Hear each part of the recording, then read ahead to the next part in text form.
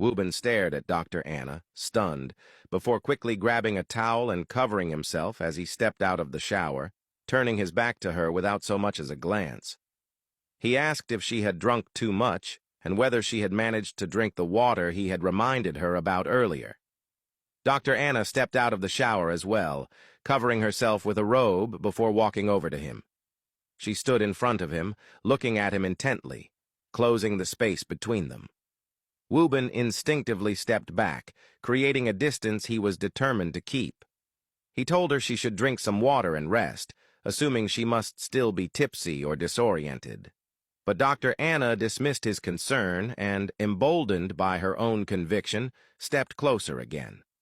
She told him she believed there was something undeniable between them, something they had both been trying to suppress for too long. She insisted that she knew he was searching for someone who truly understood him, and that she did. That every moment they had spent together had only proved how perfectly matched they were. Wuben stood there frozen, shock spreading across his face as he tried to process what he was hearing.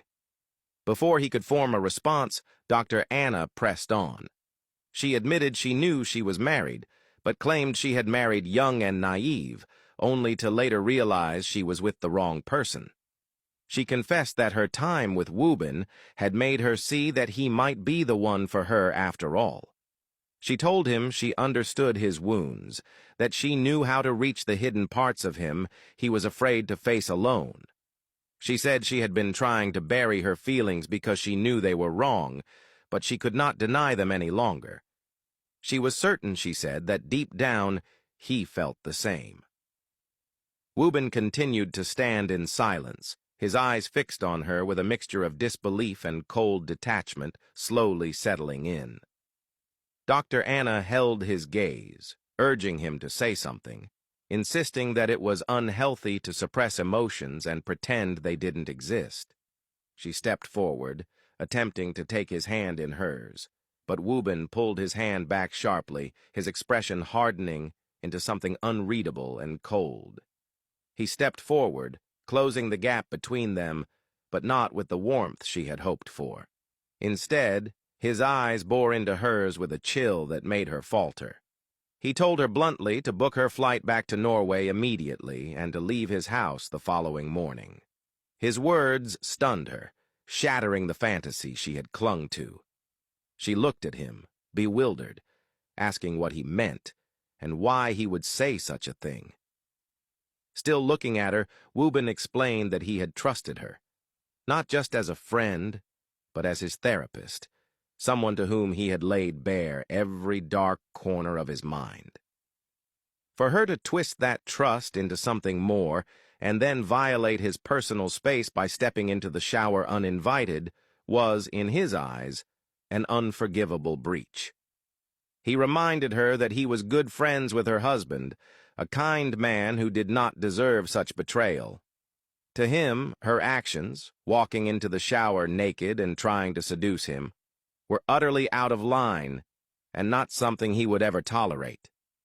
Dr. Anna stood there in the silence that followed, shame slowly washing over her as she began to reflect on what she had done. She mumbled that she had thought he felt the same way, and that was why she had acted on her feelings.